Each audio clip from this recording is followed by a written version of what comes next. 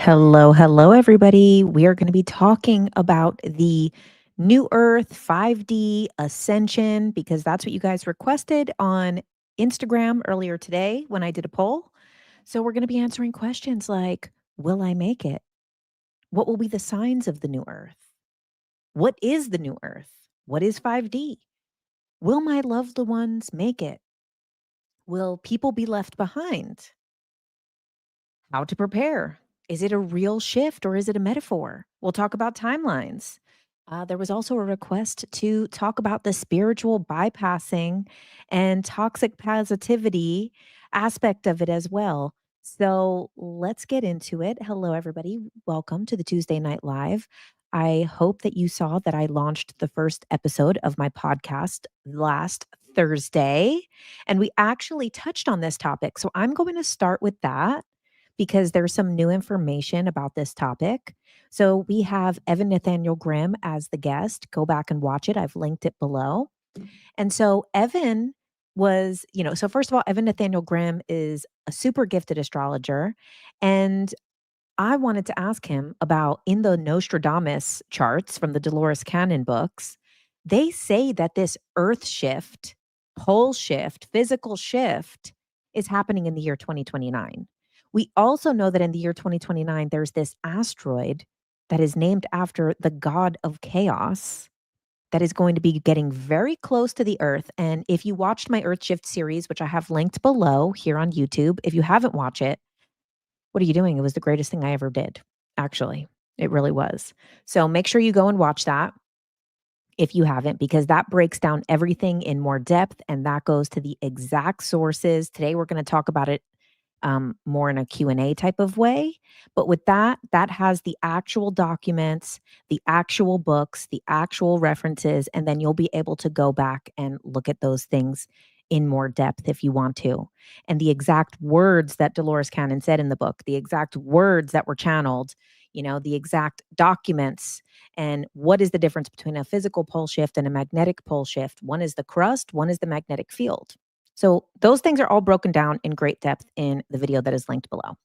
So let's talk a little bit about what Evan said in the podcast, though. So he did see some things in 2029 that could potentially be an earth shift. However, he did also say that if he was prompted to say, like, find the time of the earth shift, he might have not come to that conclusion. However, because we had these dates from the Nostradamus books, looking at it, he's like, yeah, I can see that, but that might have not been where I would have gone with it. So some of the other things that were really interesting that he talks about in the podcast, and you'll have to watch it, but he talks about this, I believe, Saturn, Neptune conjunctions. And now these outer planets, they're a lot further away, right? So their movements are very slow compared to us because they're so far away. So when these planets are conjunct with each other, those conjunctions happen a bunch of times because they're so far apart and moving so slowly, right? So this Saturn Neptune conjunction is going to happen, and then like something like 6 to 8 months later happen again, and then 6 to 8 months later happen again, and then again and again. And so this conjunction that he was talking about actually is the dismantling of systems. He said, like, this is something that has happened when the Berlin Wall fell. This is something that happened when revolutions happens, the Bolshevik Revolution. So there's many times throughout history that this Saturn Neptune conjunction has happened where there has been a dismantling of systems, of governments, of ways of being, of, so we have like this kind of falling down, dismantling energy. Now, simultaneously, we have this trine, I believe, with Uranus. And, you'll have to watch what he talks about. He's the astrologer, not me. I was the interviewer. But this Uranus trine and this trine that is happening at the same time, which because those planets are further from us, that trine will happen. And then say, sometime like a year and a half later, it'll happen again. And then it'll happen again. And so he said that other placement, that trine, is actually where we've seen these spiritual revolutions happen in the past. One of the most prominent ones when it happened was in the 1960s when the hippie movement happened. And, the whole this is the age of Aquarius, this is the dawning of the age of Aquarius. That whole vibe was one of the last times that we saw this conjunction or trine, I should say. And so these things happening simultaneously is kind of like we have a dismantling and an awakening, and a dismantling and an awakening. So if you watch the podcast, the astrology is supporting some of these things, also some of the crazy stuff as well, some of the destruction and things like that. So we'll have to see, what happens as it plays out. So let's go back to the basics though. What is the new earth? Okay, so the new earth is a concept that it actually has come through many channelers, many spiritual teachers, many different things. It's been prophesized for many years under many different names. This word new earth is actually used in the Bible. So I think I have it here actually, not the Bible, but I think I have the Dolores Canon book here that has the actual quote from the Bible. Okay. Yeah, there's a verse from the Bible. I saw a new heaven and a new earth, for the first heaven and the first earth were passed away. And I, John, saw the holy city, New Jerusalem, coming down from God out of the heavens. And I heard a great voice out of the heavens saying, behold, the tabernacle of God is with men. And he will dwell with them, and he shall be his people, and God himself shall be with them and be their God. Okay, and that's from Book of Revelation. So that's really where like the origin of, this word, the new earth comes from, but then it's come through many different times. It's come through in a lot of different things. Sometimes it is like an age of Aquarius. Sometimes now we call it like 5D because we have this understanding of dimensions. There's also, in the Nostradamus prophecies, he talks about a golden age. So there's many different terms that have been prophesized about the times that are coming. Mhm. It sounded to me like he was basically seeing everything break before it could be fixed. Death makes way for rebirth. I agree with that. And that's the thing is we have to understand oh, you just listened to my interview on Coast to Coast today. Oh, awesome. I need to re-listen to it. I never got to listen to it. I want to take a clip from it. Because speaking of the Bible, a bunch of people called in who were upset what I said about evil. Okay. So this new earth concept, it is kind of also misconstrued in a lot of ways. I think a lot of times people are looking at this as something that it was misunderstood for a long time. When these prophecies were first coming through, when these hypnosis sessions were coming through, when these channelers were bringing it through, they were describing it like this is going to be like poof, like a rapture type of moment where like all the good people who are at the right vibration are going to be sucked out of reality and spared from all the bad stuff. And then all the people who didn't get right with spirituality or whatever it is, or get their frequency right or their vibration right, is going to be left to suffer. And, and myself, yeah, guilty. Me too. Me too. I was guilty of that as well because when I was going through these readings and channelings and, my spiritual psychosis moments throughout my own history, I was reading these things literally as they were. And with more information, especially after I like put all the information together for the Earthshift series and pushed it out, it like freed up a space in me to be able to understand it in a new way. So I used to believe that that was going to happen. And that comes from probably Christian programming, even though I never heard of the rapture until I was an adult. I don't know, like why. I don't know. I went to church, but they never used that word. I never knew what that was. I never knew this whole left behind trauma. I didn't know that was a thing. I didn't know that there was going to be like people pulled out and other people left behind. So it wasn't a trauma that I had, but I think that regardless whether that was something that I was aware of, many of the people who had those channelings, many of the people who had those hypnosis sessions, it was going through their filter of having that religious experience and that religious knowledge in their mind. So, the first thing I want to say about the New Earth stuff is, and of course, like I said, if you watch the Earth Shift series either on TikTok or you watch it all together on YouTube, which is linked below, this goes very into depth into all the teaching, all the readings. But I want to talk a little bit about more of the updated stuff and how my perception has evolved a lot since then. And that really is saying, like, it's already happening. There is no poof magical moment. There is no, like, left behind. Nobody can be left behind within consciousness. Now, as long as it takes them is as long as it takes them, because it's their own free will and their own journey of how long they want to take to get there. So that's the first thing, is we have to respect every person's timing and pace and respect everyone's choice. So there's many of us who might, you know, when it comes to spirituality, want other people to wake up and, like, please, we have this urgency. We have to wake up. We don't want you to get left behind. There is no left behind. Everyone is a part of consciousness. Everybody is a part of God. Everything and everyone will eventually merge back into the one. So there is no left behind.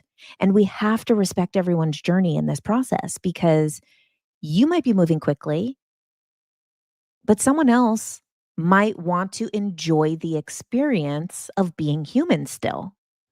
Somebody else might not want to ascend yet. Somebody else might not want to have their last life on this planet, and they might want to continue living on this planet in this way. Some people want to still keep doing war. Some people want to still keep drinking alcohol. Some people want to still keep partying. Some people want to still keep suffering and feeling pain on a soul level. They want to still have that experience.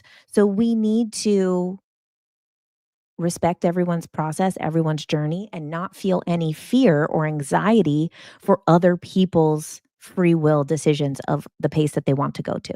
Now, the things that were said in the Dolores Cannon books was that every soul has already made the decision. So the higher self of the person has already made the decision of whether they want to live on a higher timeline of the planet or they want to live on the other timeline of the planet. So if someone is, like, not awake, it will happen. If their soul has already made the decision that they are going to be on that timeline, they're on that timeline and they're exactly where they need to be. And we need to honor everybody's divine timing. Now, one of the things that people wanted to talk about, and I think this is a good time to talk about it, because someone asked if we can add this to, oh, thanks. I look so good. Let me put it up on the screen. My Leo self. I look so good. Thank you, Natalie. Oh, okay. Why is it that people are having so many physical symptoms? Now, I have a little bit of mixed feelings about the ascension symptoms. Now, I'm not going to discredit anyone's experience and say that this is not real. I know every single channeler, every single psychic, every single everything, Dolores Cannon herself, everybody talks about the ascension symptoms. So I'm not going to uh, diminish that. I'm going to say it doesn't resonate with me. I do think other things are going on, if I'm going to be honest with you. The ascension symptoms, I personally believe some other stuff is going on. So sometimes there are things, like if you look into Louise Hay's work, Louise Hay talks about how illness and diseases, etc. Okay, really my good segue into toxic positivity and spirituality, right? Because I'm about to do it myself. But that it contributes to our thoughts, our beliefs, our perception of the world contributes to the physical experience that we have. So I think that a lot of times when people are having ascension symptoms, and this is just me, I haven't read this anywhere, I haven't heard any channelers say this, but I also think a lot of people are not grounded enough to be able to say it or be able to see it, is a lot of times these ascension symptoms is shadow work that is lingering. The shadow is trying to be seen. The shadow is trying to be heard. So they're saying these are ascension symptoms. They're saying that this is, oh, wow, because your frequency's so fucking high, dude. That's why there's a ringing in your ear. That's why you're having heart palpitations. That's why you're having this. That's why you're having that. That's why your hair's falling out. That's why you just passed out and had a whole thing. I think a lot of times, not to say that there's never upgrades, because of course there is upgrades and stuff that happens, but un I think that there's unresolved shadow that is not being seen and that is asking for attention. And you guys know, go back to my Tuesday Night Live from last year about the shadow work. I was coming on here like, you guys, I'm barely hanging on. I had my own shit to deal with too, you know? You said, "Oh, that's a great point, that early sobriety is like this too." Yeah, exactly, um, but I think that is going into the spiritual bypassing stuff. A lot of people think that they can love and light their way to some other place. And what's happening a lot of times is these people are not looking at their own shadow. I pulled out this card for it. So this card says, love and gaslight, love and gaslight for the people, right? Because a lot of times when people are talking about these ascension symptoms, they are not looking to something that is within them.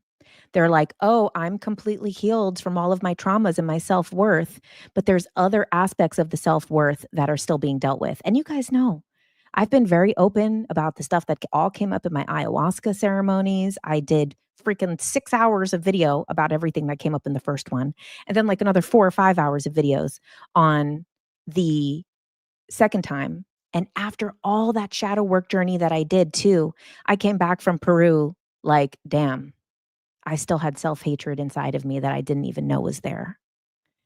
So, it is within everybody. And it is always sometimes where it needs to be seen. So that's my opinion on the ascension symptoms. I'm not saying that there's never anything outside of that because nothing is absolute. There is always paradox in every truth.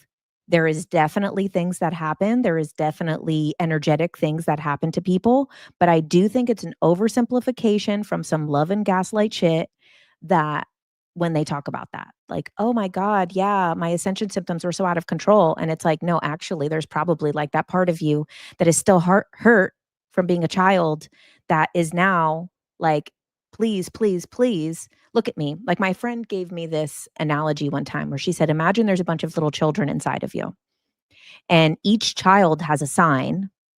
One says like, happy, one says sad, one says angry, one says um guilty, one says shame, one says, okay, all the feelings, right? And so the kids are all sitting there with their signs. And you're like, "Oh, okay, come here, happy. Come here, happy. Happy can come out. Oh, okay. Angry can come out. Oh, no, no, no. But shame can't come out. Shame, you sit right back down. It's not your turn yet, shame. It's not your turn yet, guilt. It's not your turn yet." And then again and again for so many years on a daily basis. Sure, happy can come out, but shame can't come out. Shame is still sitting there, slowly getting like, well, when is it going to be my turn? And this is what I think is happening a lot of times when people are dealing with ascension symptoms. Because what I learned when I went super, super high on the ayahuasca, which was the highest I ever felt, not like high I mean, that high too, but like you said you're talking about a Pixar movie. Maybe that's where my friend got the example from. I never saw it. Um, but the, um the high that I felt of all the love of the universe when I was on the ayahuasca, I couldn't feel that level of happiness because I had never allowed myself to feel the equivalent of sadness before.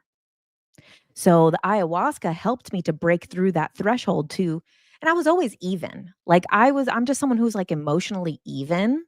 but not going super high or super low, always staying in this even middle range. But the ayahuasca shot me through that ceiling to the highest of love that I've ever felt. I finally felt God. I finally felt the love of the universe. I finally was like, whoa, now I get it. God really is love. Everything is love. But then I had never felt the equivalent of the other side of the pendulum. And of course, as far as the pendulum swings one way, it's going to swing the other way because this is simply the laws of the universe. And this is what's in the Kabbalion. So when I felt that extreme love, little did I know that 6 months later, I was about to feel all of the other emotions that I had not allowed myself to feel yet. And that's what I believe is happening with the ascension symptoms is you're breaking through the ceiling, you're busting through and you're feeling like, "Oh my god, my vibes are so fucking high, dude." So you're busting through that ceiling, but there's an equivalent. And that is the laws of nature. That is the laws of the universe. So that is what that is. Like you can't avoid it. And that's why I think a lot of times these ascension symptoms are forgetting that it's not only about how high you go. There's an equivalent of low, and that's okay. You should watch Inside Out. It's the cutest movie. Is that what that movie is from? There's so much focus on ascension. I'm not sure we really get anywhere without descending into the shadows. Yes, yes, Meg. Right. So this is the thing that I want to talk about with the New Earth stuff. Because like I said, I've already broken down your spirituality 101 to the deepest level when I did the Earth Shift series. Like I said, if you haven't watched it, you got to watch it. My greatest work ever.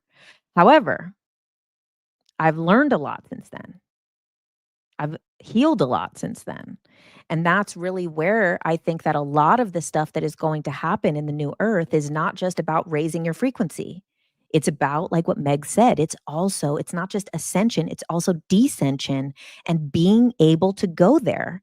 Because do we really think we're going to vibrate and buzz off of this planet by being like, oh my God, I meditate every day? You really think that's how it heals and changes this planet that is filled with suffering, war, all the other stuff I can't say on TikTok without getting a strike on my account. All of these horrors, horrible horrors that are on this planet. Well, you really think that just being high vibe and love fixes that. And so what we know that the outer world is a reflection of our inner state. And if we're looking around and still seeing war, still seeing genocide, still seeing this, still seeing that, then the inner state is not done yet. And a lot of people think that they are a finished product in this community. They think that they already have it all figured out because they can talk to this one or talk to that one and listen to this one and listen to that one. But in reality, we're not going to get out by meditating and breath work.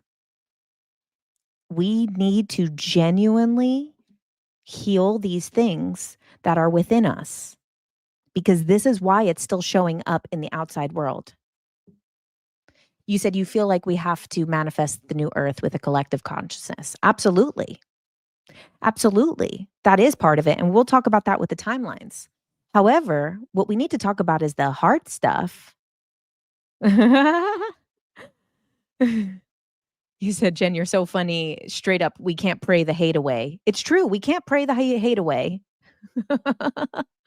So yes, we do need to hold the vision of the new earth. We do need to hold the vision that no matter what is happening, the highest possible outcome is inevitable. We already know it. It's already written. But, and I talk about this all the time and people get a little triggered, but the light workers, it's easy to be a light worker and to love the victim. It's easy to be a light worker and to like the good guy. It's easy to be a light worker and sit around people who meditate all day. It's easy to be a light worker and have compassion for good people. Yeah, that's easy. Can you have compassion for the people starting the wars? For the greedy people on this planet? Can you have compassion for the people that are spraying the chemtrails in the air? Can you have the compassion for the people that are going out there and doing the dirty work of the billionaires and the 1%? Can you have compassion for the 1%? Can you have compassion? I'll get the strike for the pedophiles. I'll do it. Go for it, TikTok. We already know the restriction is coming. So that's the thing. It's easy to be a light worker if you're like, well, I'm a light worker. I'm here to just be light. Okay, then go into the fucking dark. Have the balls to do that, which doesn't happen a lot of times. A lot of times we have these people that, and there's nothing, wrong with being empathetic. However, a lot of these people, they're not able to be a light in the darkness. They're getting consumed by the darkness. They're getting cracked by the darkness. They're getting broken by the darkness. And that means you still got work to do. I love that, Rebecca. Everyone is born into a broken system, so compassion for all. You see broken people and their wounds. Exactly. And this is the thing, too. Right now, people are very intolerant of others. They think that they're doing it out of like being altruistic or having, oh, I care about the collective. Yeah, but you hate Elon Musk for doing whatever he fucking did, whether it was a Nazi salute or it wasn't. For people for being racist, people for being sexist, people for whatever the fucking Blake Lively stupid ass shit news is that nobody gives a shit. Like, I don't care about, but I can't go a day of my life without this stupid Blake Lively stuff hitting me on top of the head, which I still don't understand. But because I can't even tell Ryan Reynolds and Ryan Gosling apart, to be honest with you. I kept getting them confused when my friend was telling me the story. But like that stuff is really like, this is where the light work is needed. The light work is needed when people are doing the wrong thing. That's the real Jesus shit, right? You think it's to boost the movie. That makes the most sense. Krista, I think that's the most sense anybody has said about the whole Blake Lively situation, is that it's a marketing ploy. How do you show compassion? Wonderful question, Roman. So, okay, let's talk about the difference between empathy and compassion, right? So, Lana, you're asking the wrong one. I barely knew who Blake Lively was. I thought she was Lauren Conrad. So, how to have compassion. So let's talk about the difference between empathy versus compassion. So these are kind of similar energies when we're talking about it, right? This is like caring for others, feeling for others, maybe being able to put yourself in their position, these type of things, right? Feeling for another person's circumstances or situation. However, empathy is taking the outward in. Empathy is absorbing it. Compassion is sending it out. So with compassion, there's more boundaries. But it's really like the heart is so strong that it's radiating outward and being like, you know what? Even though that person's a bad person, I have compassion for who they are. I don't agree with what they're doing. I wouldn't do the same thing. I have boundaries with how much I allow this person into my life. However, my heart goes out to them. Empathy is, the heart is so intense, the feelings are so intense that you're absorbing, you're drinking all of those emotions and then holding them inside of you. And you're trying to feel the feelings for the person. Compassion is like you're feeling for them from the inside out. And this is what is so important for people that are light workers, that are here to shift the planet for the new earth, right? Because empathy is beautiful, but empathy can really screw you up. Like empathy can really knock you down. And this is another question that came up when I posted on Instagram earlier of what people want to talk about tonight. And so talking about like how can they maintain themselves during these difficult times. Now, when we look at history, sad to say, this is probably like one of the greatest times in history and the safest and one of the best times to live, right? We're very lucky. It's not one of the worst times. It's like in the Charles Dickens book, right? Where it says it was the best of times, it was the worst of times. That's probably kind of what it always is like in history. We can imagine that that's probably a pattern that is always happening. So there, but not to diminish that, even though this is better than other times of history, there's still war, there's still murders, there's still child trafficking, there's still abuse, there's still all of these things happening. So not to diminish those things. So how do we maintain ourselves in this time of light? Okay, so the reason I said light is because I was thinking of Bringers of the Dawn. You guys should listen. If you're feeling that way, you should listen to the audiobook Bringers of the Dawn. I have a playlist on my page that has different audiobooks on it, or just look it up on YouTube, Bringers of the Dawn audiobook. That book has incredible information about how to maintain your light in these upheavals, in these changes, in this time of transition that is happening on this planet. But some of those things are definitely, there's an empowerment of it. There is, when it comes to the compassion for darkness, there's empowerment in that. And allowing yourself to become empowered by your role to do good, right? And a lot of times doing good can fall into victim mindset. This is similar to the empathy and compassion thing, right? So, like, being a good person can go in the direction of, oh, I'm better than other people and everybody's an asshole and everybody's a bad person and everybody's racist and everybody's sexist and everybody is this and needs to be canceled. Or then you have this other side, which then goes more towards the compassion versus the empathy and is like, oh, I'm empowered in my role as someone who is here to be a light on this planet. Someone who can see darkness and still see that this person who is doing wrong is just a wounded child of God and whatever God means to you, right? We're all fractals. We're all tiny pieces of the one. So every single person is exactly what you are and maybe has been through worse than what you've been through. Most bad people have been through worse than what you've been through. So being able to hold that and empower yourself of like, I came here to this planet to love no matter what, to see the good. Now, again, this comes to the empathy, compassion thing, right? Seeing the good in everyone or understanding everyone or having compassion for everyone.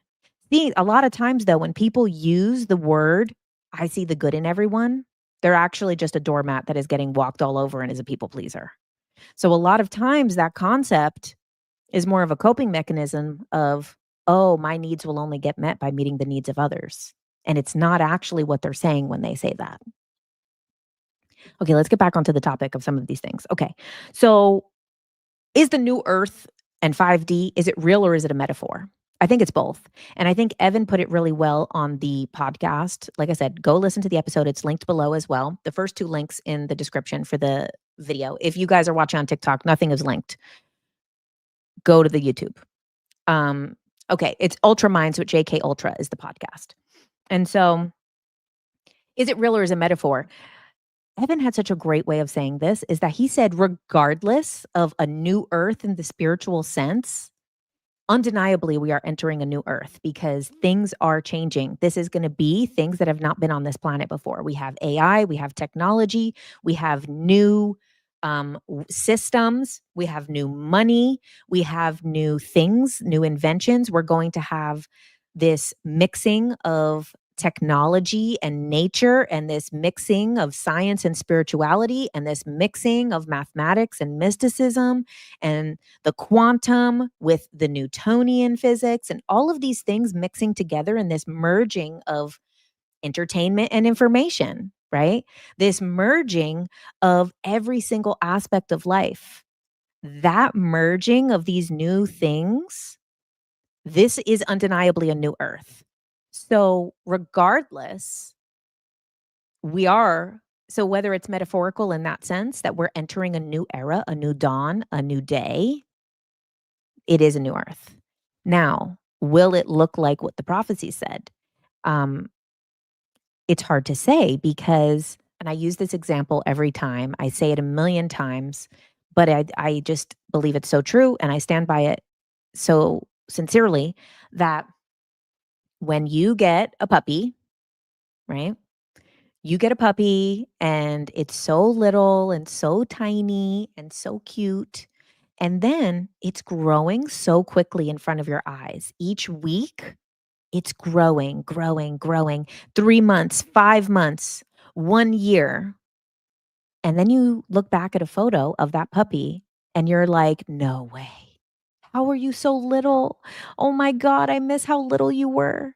And so with that as the analogy, that is what's happening every single day on this planet.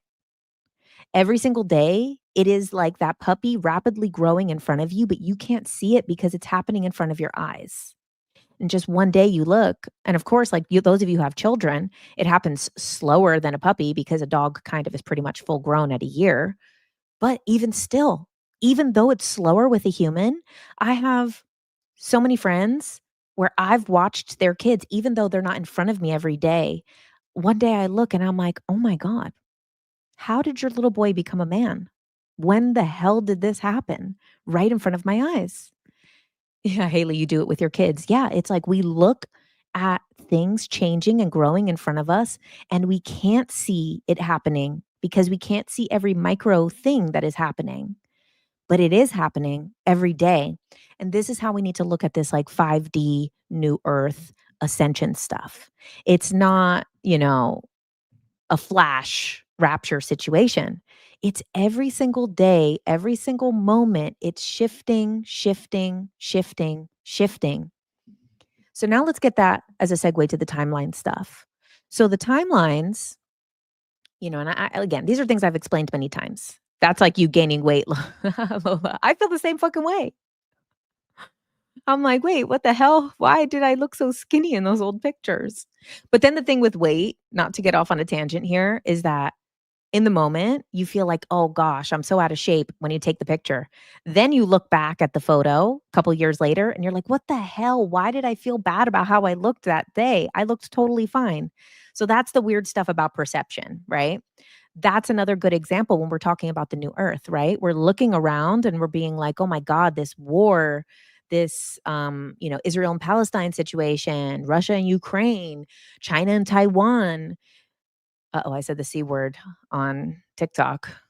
3, 2, 1. We're about to get the restriction. So when you see these things happening, that's how it also feels when you look at yourself, right? When you look at the weight situation. You look at like, "Oh my god, I felt so fat that day, and now I look back and I actually looked good. What the hell was I thinking?"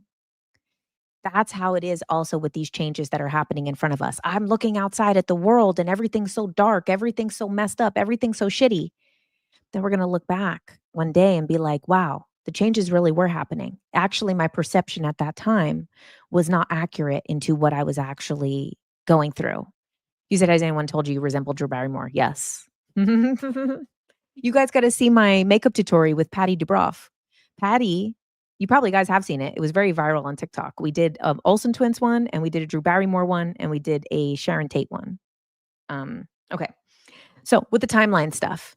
So the timelines, no one alive is going to 5D. Yeah. So this is where, okay, these dimensional things are oversimplified. Dimensions are not actual places. Dimensions are our perception. We're just using arbitrary numbers and words to describe different types of perception of reality. So it's not 5D is not an actual place. It's here. But what we can perceive is the third dimension. And we're starting to perceive into the fourth dimension. This is why people are seeing the orbs. This is why people are seeing more UFOs. This is why people are seeing more psychic experiences. People are having more channeling coming on. Everybody is getting their psychic abilities. We look back, that was not common before. So we have our range of light that we can see. We have our range of hearing that we can see. We have our range of senses that we can see. We have only 5 senses, really technically probably 6.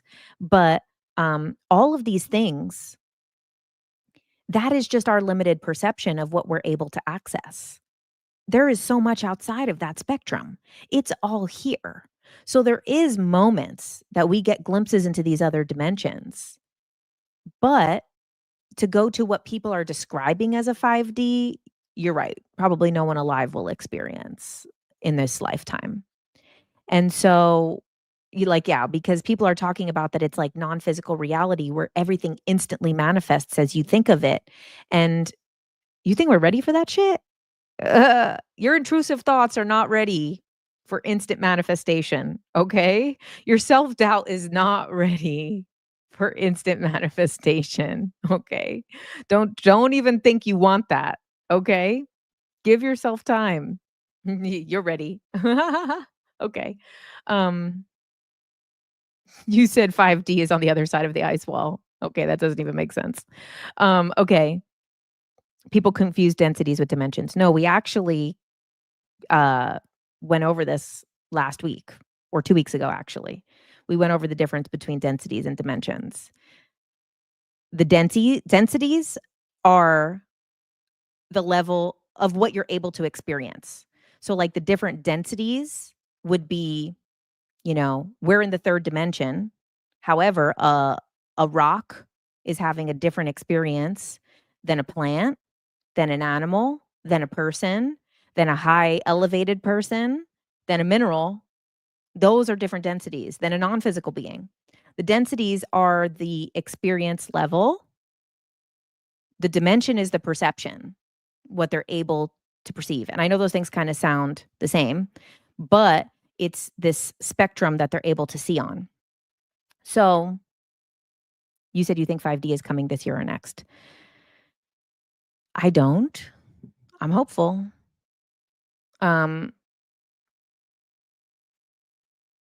Okay, so let's talk about the timelines because I keep getting off track of that.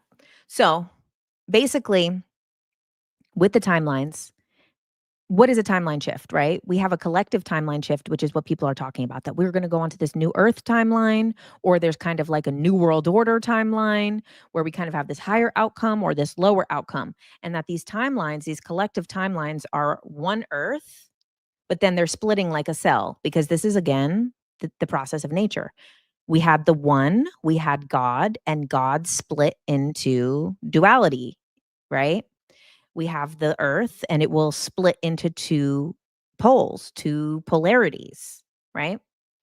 So there is something collective that is happening. This is the co-creation, what is happening. So we have our individual experience and our collective experience, and they're overlapping, right? Because all the souls are part of the one. There is only really one giant soul that is all of us.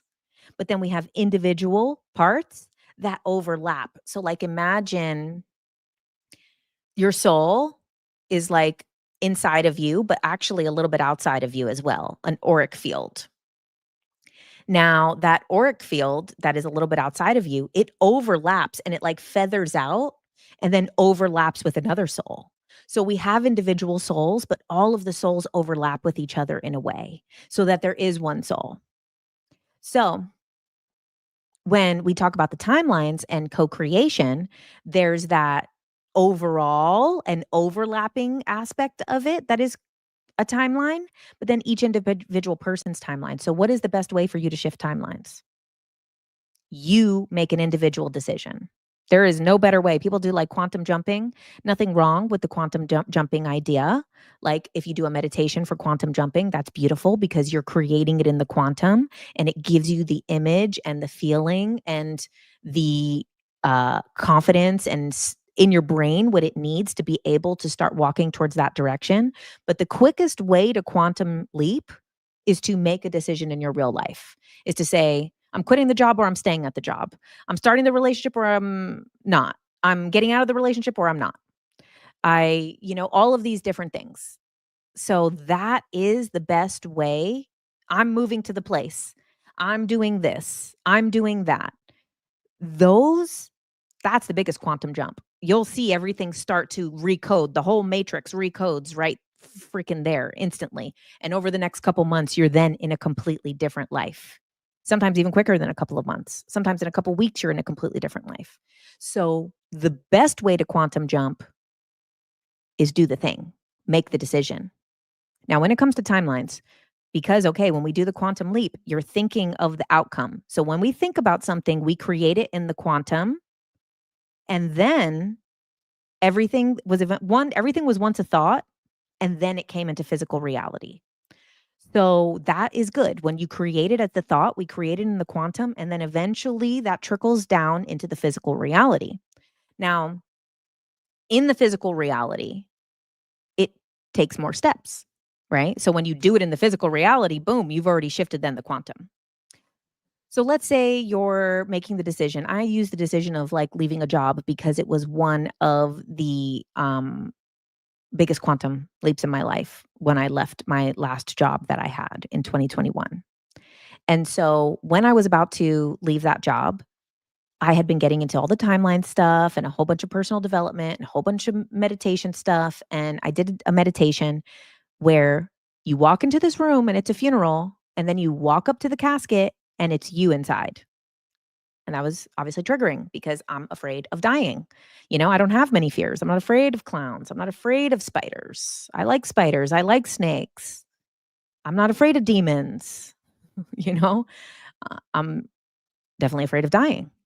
And uh, so basically, when I saw myself in this meditation, in this casket, I said, when I got up, I said, oh boy, if I were to end my life like this, and this is what I had done, I'm not comfortable with that. That's pretty disturbing to me, actually. So I'm going to quit my job because if that really was true and that really was me, I'd be disappointed with this. So then I decided I had already given my attention to two possibilities then of, am I leaving the job or am I staying at the job? And then when I was really learning about these timelines, I'm like, okay, I have created both of these in the quantum. Both of these possibilities exist. Me staying at the job, me leaving the job. Which one do I want to perceive? Both will play out. Which one do I get to live? Well, then it's inevitable. Which one do I get to live? I got to fucking leave the job.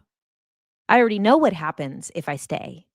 I'm already here. I already know how this plays out. I already know everything that happens. I already know every regular that comes in. I already know the schedule. I already know these things. I need to go to the timeline that I don't know, that is filled with the uncertainty. So this is what happens with timeline shifts. Every individual person makes decisions every single day for the timeline they want to be on. Then there is a collective co-creation that is happening. So you are creating your individual, and the collective is creating as well. Now, if you are someone who is actively creating your life and actively creating your timeline and actively manifesting, or even if you're actively surrendering, right? I know surrendering is the opposite of being active, but you're going to live surrendering to the universe and following the signs and doing the thing. You can actively surrender, right? I'm giving in. I'm going full in. I'm going head first. Okay, the universe says I'm going to do this. I'm doing that. The universe puts this presents this to me. I'm doing that. Say yes to it. That is actively surrendering. So you could be actively manifesting and creating your reality, or you get to a place where you're going to actively surrender to the universe, to the highest good. Both of those I see in the same category, even though they appear to be opposing. So, what is happening with the co-creation, right?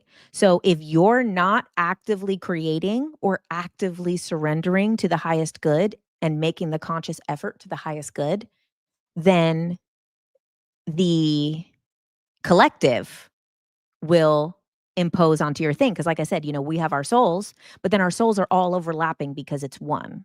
So then the other co-creation happens. So basically, if you're not actively creating and you're being passive, then other people's the the collective creates for you. And the collective is overwhelmingly unhealed. So then you have this very unhealed thing that is creating for you and creating your reality.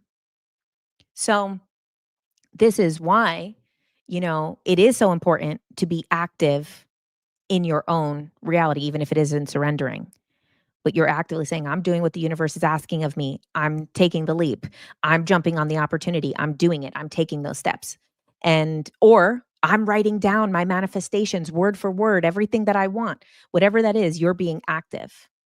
Now, on the other side, if more people start to create the reality that they want and the collective, okay, so we have conscious manifestation and unconscious manifestation.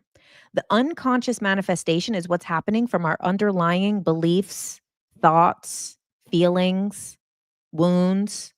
That's unconscious creation that is always happening. Then there's the conscious creation.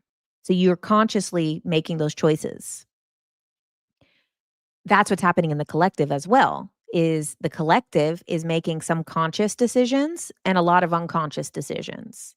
And a lot of those unconscious decisions are coming from the same wounds that we all have. We all have self-worth wounds. We all have self-love wounds. I never met anybody who didn't.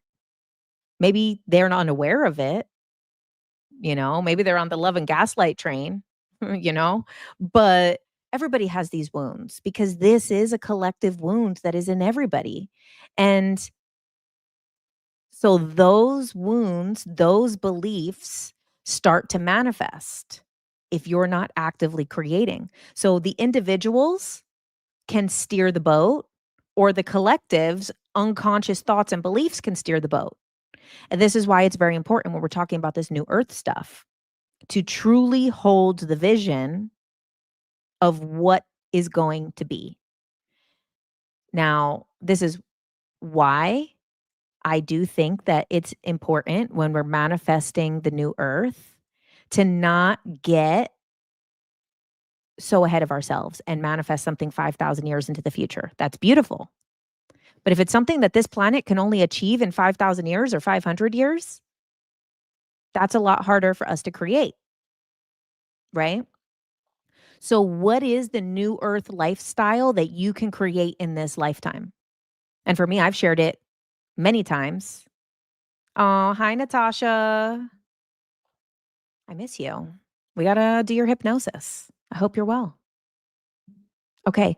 So, when we are manifesting, oh, yes. And what Natasha said, don't forget to like the live. So, when we are manifesting a new earth, my great advice for you would be manifest something that is attainable in your lifetime. Well, you said when I'm saying 5,000 years, you said you can't even manifest a bird. You can manifest a bird.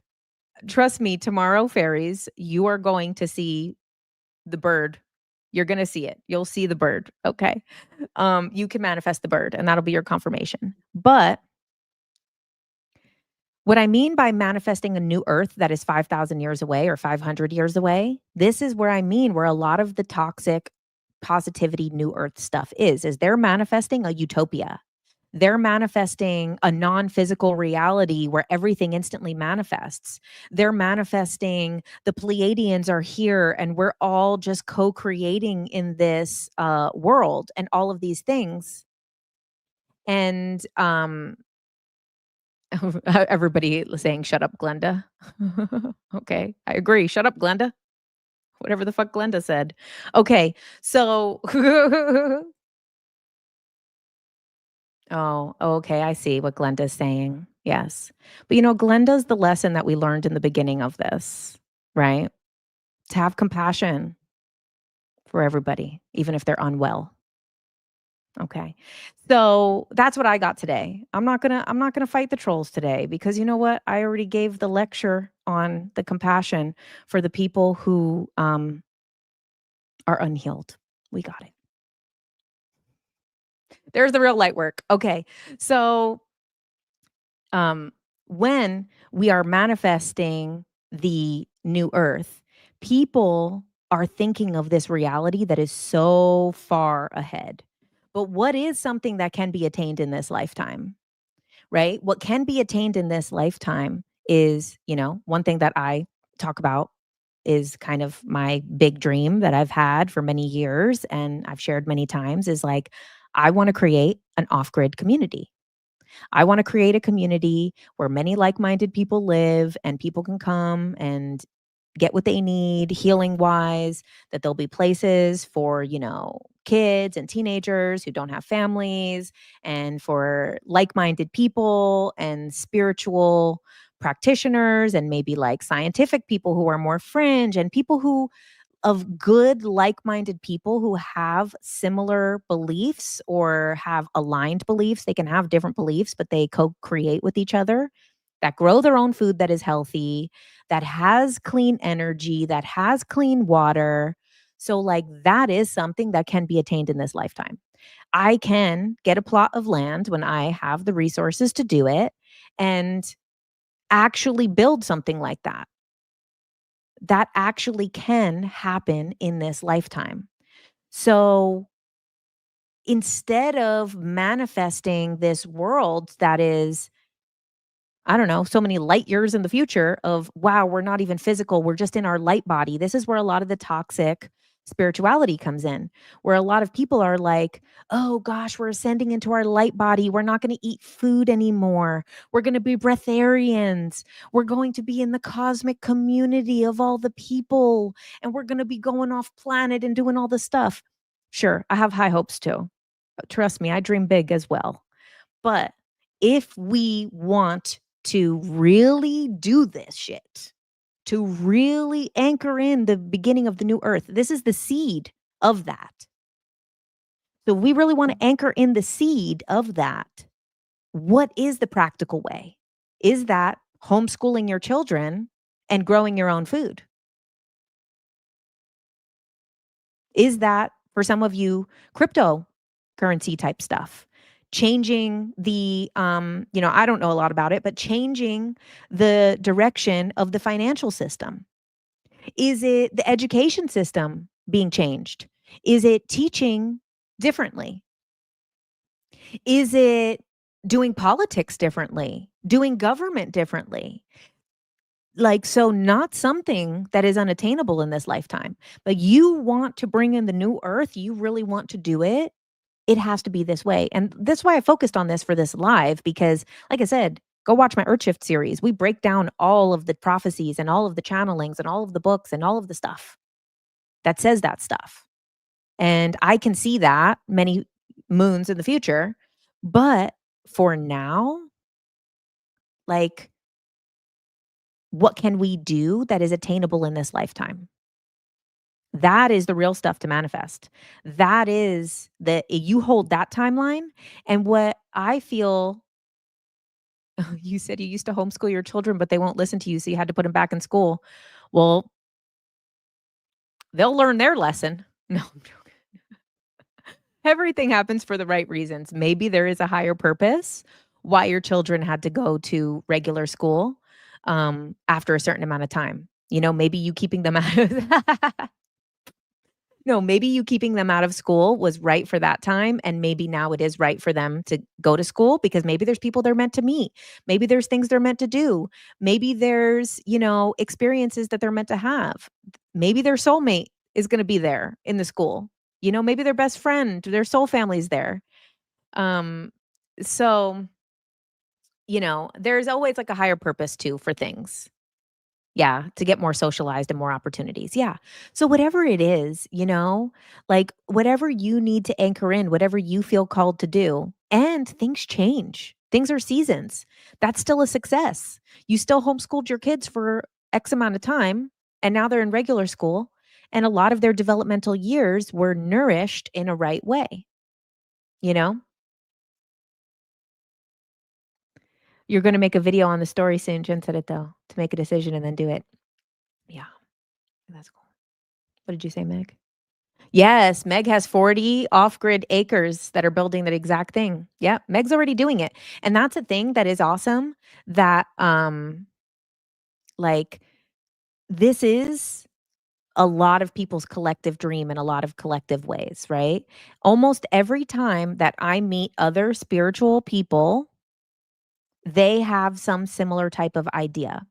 Either they're already doing it, they dream of doing it, maybe they think of doing it like Meg is doing, where she lives there and it's full time. Other people are thinking of creating retreats. Other people are thinking of creating conscious schools, teaching new types of schools for kids, new types of schools for adults, more healing things, more grid work, all different manifestations of it. Every time that I talk to people who are in the spiritual spaces, they have these ideas.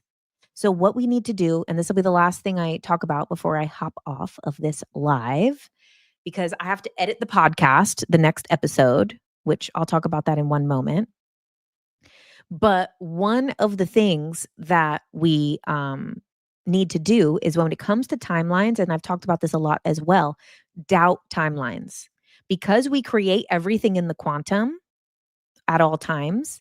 Now, sometimes we could have a thought and it does create in the quantum, but there's not enough. Like, we also, to really anchor something in the quantum, to then let it distill down to the physical, there's many factors. So we need our thoughts, our emotions, our words, and our actions, right? So it's a four-part thing. So if you just have someone asked before, do intrusive thoughts create other timelines? I think maybe like a very fleeting timeline that is unlikely because it's only really emotion and thought, maybe, but it's not an action. Sorry, I had to confirm my identity. Oh my God, two objects that are the same shape. Oh God. These CAPTCHAs I'm like, I really have something wrong with me when I got the CAPTCHA wrong. That's embarrassing. On live TV. I could talk about timelines, but how come I can't get a CAPTCHA, um, "Are you really a human?" on the first try? No. The same thing happens to me. Why do I not get it right on the try? Anyway, okay, so the doubt timelines. So these fleeting thoughts, these fleeting ideas, things like that create a fleeting timeline that is unlikely. And so doubt, though, does create a bit of the doubt timelines. So this is why it is so, am I really human? That is the question, Meg, right? Am I really human? Maybe that's why I can't pass these CAPTCHAs. So, how do you stop struggling between Christianity and this belief? You don't have to struggle between. You can coincide with both and take aspects of both that feel right to you. So I had someone that did a hypnosis session, and that person was really struggling with this battle between their religious beliefs and their spiritual beliefs.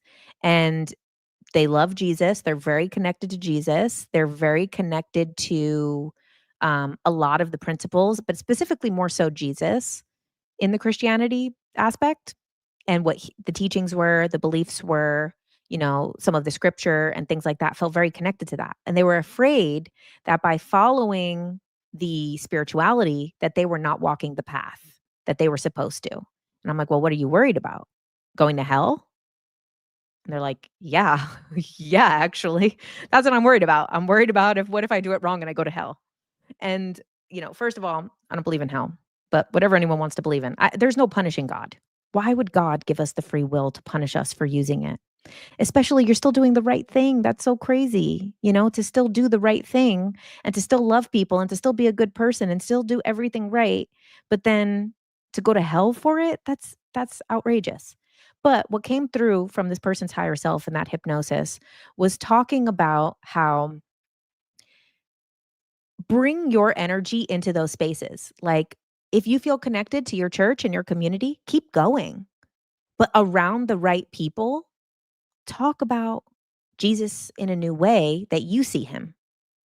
And also allow your voice to be heard and allow your anchoring of energy to be heard when it's safe around those people, you know? And live the life that you feel is right. So I don't think people need to have a conflict between both, you know, because living it the right way doesn't mean that you are going against Christianity, you know?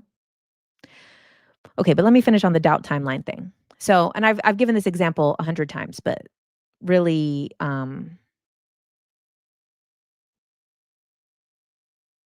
oh, interesting. You said you tried to rekindle the dad thing. I don't know if you remember me, but I realized him coming into my life was confirming that I truly didn't need him or his side of the family and choose to cut ties. That's beautiful.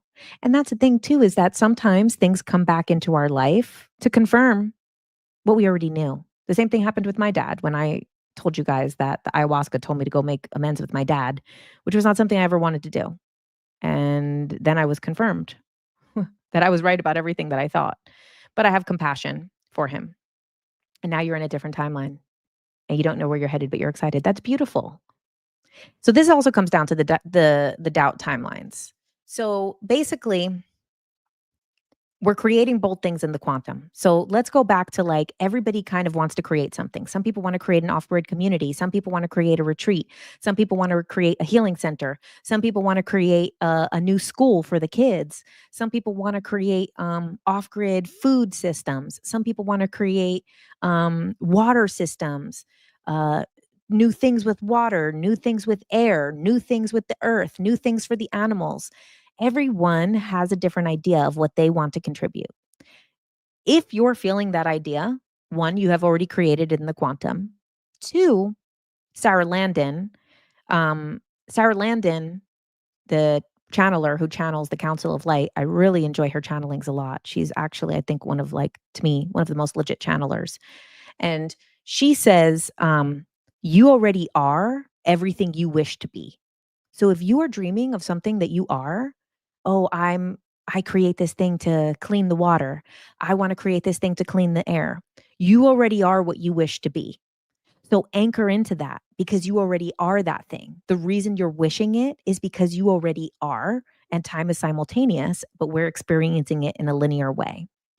So not only have you already created it in the quantum, you probably already are that thing. You probably already have done it in the future.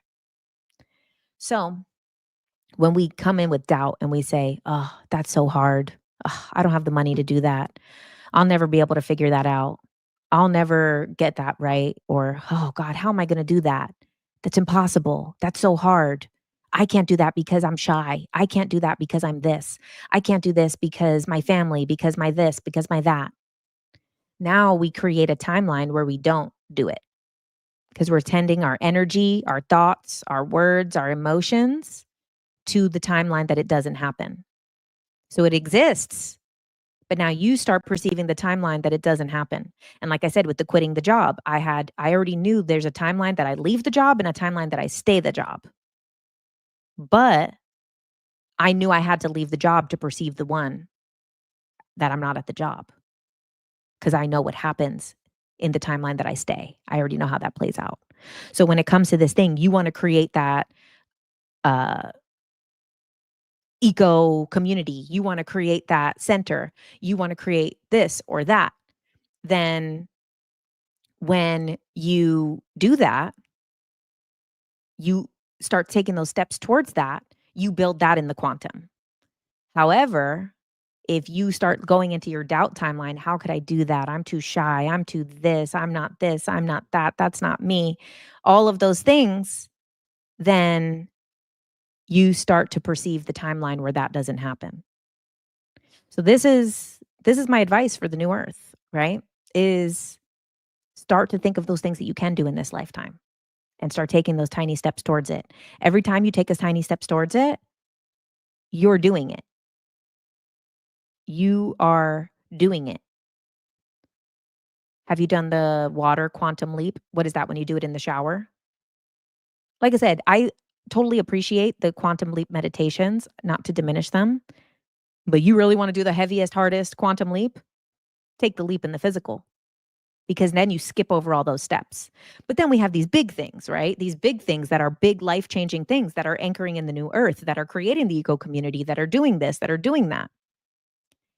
Then we can do that in the quantum. We could do that in meditation. We can take little steps each day, write it down, draw it, all of these things. So if it's something that is not big picture, it's something that you could do now, do it in the physical.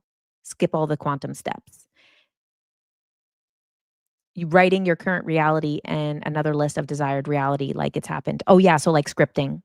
Yeah, scripting is a great way. You guys can use ChatGPT for that.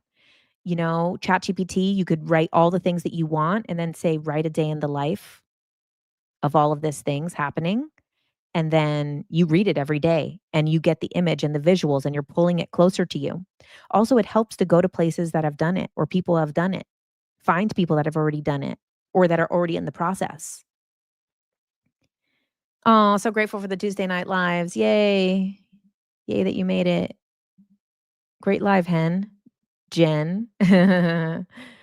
Yes, needed this for sure. Okay. Beautiful. Beautiful, guys. Hi, Mike. Let's see. Thankful for that too. Beautiful. Animal sanctuary. Love it. For those of us that are kind of new to your brilliance, it's rad to hear the things you've said 100 times. Thank you. Oh, thanks, Meg. Okay, guys. Thank you so much. Your voice is comfy now. Time. This is very on point for your thoughts lately. Motivating. Oh, beautiful. Well, you guys, there you go. Stop worrying about that fake um New Earth stuff. Well, not fake. But it's like 5,000 years in the freaking future. You think you're going to be in your light body in this lifetime? Don't listen to the Delulu. If you're having the ascension symptoms, do the fucking shadow work. You're definitely not feeling like shit because you're so high vibe. You're feeling like shit because you're so breaking through, and there's equal, lesser, darker parts that need the attention as well. Oh, hi, Jessica. We're about to finish, but everybody can listen to the replay. If you're over here on TikTok, listen to the whole thing on YouTube. And you guys, so on Thursday, my second episode of my podcast, Ultra Minds with JK Ultra, is coming out. We're going to be interviewing Marcella Kroll, who made this deck that we just used with this love and gaslight card. And also I was going to pull out the cult leader card, but I didn't go so heavy. I took it easy on you. But these are her decks. You guys know I'm a big fan of Marcella Kroll's work. She has a book coming out, Healing the Liminal, on February 11th. So we have an interview coming out this Thursday about her book. And I think a lot of you guys are really going to appreciate this, because one of the things that she talks about, like really the big concept in this book, is that it has personal stories, ancestral stories, past life stories, practical tools, how to do shields, how to do protection on yourself, how to work with ancestors, and also a lot of stuff about like being neurodivergent as well as a witch, as well as an intuitive, being multiracial as well as these things. And so someone who like Marcella is a great person to talk about that, because you know, she talks about like not following one tradition because she's many different cultures. She has many different backgrounds. To be many different races, to be many different cultures is sometimes difficult when you're working with ancestors, or you're working with different traditions, or you're working with magic. How do you honor these things?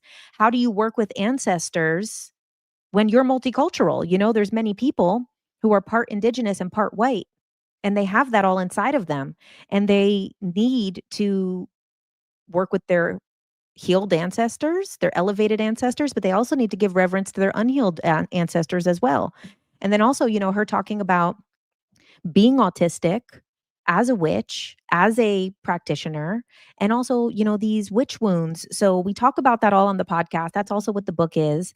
So healing the liminal's an in-between space. So she talks about it as like in the astral, but also talks about it in like being in between cultures, being in between races, being in between worlds, between neurodivergent and, neurotypical, and being all of these different things, being an artist, but also being a practitioner, but being a person, but being this. So that's coming out on Thursday, Ultra Minds with JK Ultra on YouTube. I think you guys are going to love that topic because it's something that I get asked about a lot, and I just I don't have the answers. So I really wanted to ask Marcella about that stuff, and she had such beautiful answers. And she also talks about the internet and protecting yourself in digital spaces and being able to put yourself out there. And we have those old witch wounds, but then we have modern witch wounds as well. So listen to that on Thursday. Thank you guys for being here. I'll see you next Tuesday, but actually I'll see you on Thursday on the podcast. So see you guys. Bye.